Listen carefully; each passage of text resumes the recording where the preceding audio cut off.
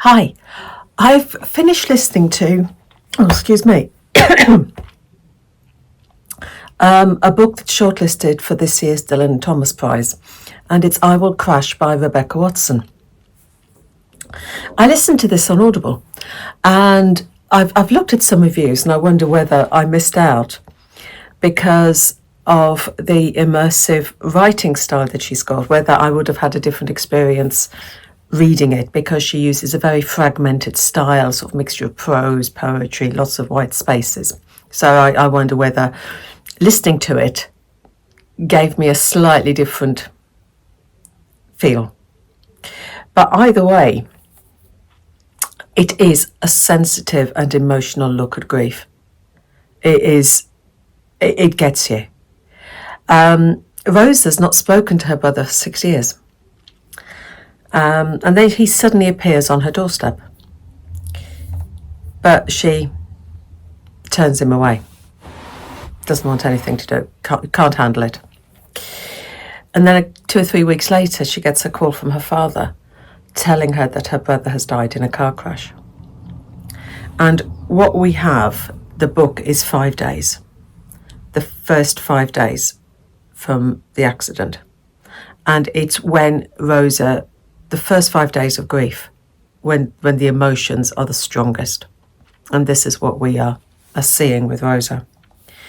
And we see her trying to come to terms with the loss of a brother.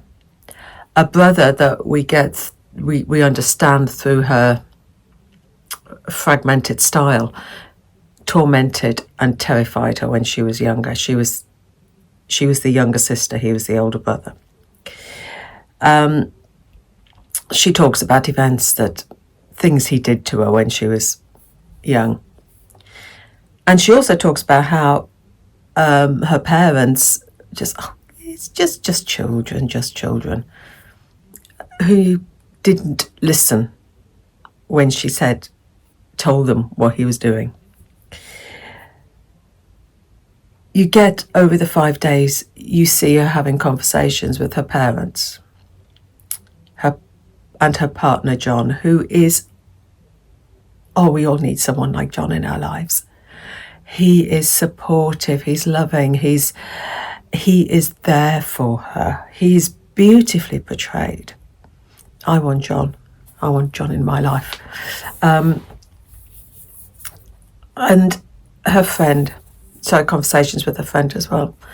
And in these conversations, she explores this relationship that she had with her brother, this relationship where she spent her life being tormented.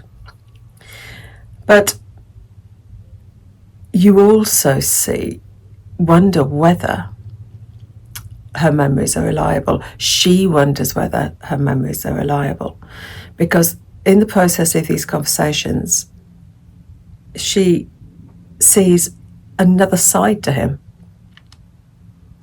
a side that she didn't know. And she wonders whether, when he turned up at her doorstep a couple of weeks before, whether he was trying to make amends. Should she have let him in? It's a question that she will always have. And her parents, if they'd have believed her when she was telling them about the way he wanted her, would the relationship that she had with him have been different? These 5 days are when her grief is at its rawest, at its strongest, when she's trying to get closure. But at one point she says, how can I believe you're dead? You've not told me you're dead. And then again, how can she grieve for someone who's caused her so much pain? But she begins to wonder whether her memories are reliable because of this other side to him that she finds. It is such a sensitively written book. At times you want to hold Rosa close to you. And at the end of it, you're left hoping that she can find some peace, find some closure, because in those first 5 days, she's finding it very, very difficult. I thought it was terrific. I loved listening to it. And as I said at the beginning, I wonder whether my experience would have been different if I'd have been reading it. But either way, it left me moved. So it's on the shortlist for the Dylan Thomas Prize this year. So I can't remember what's on the others. It's not a prize that I normally follow.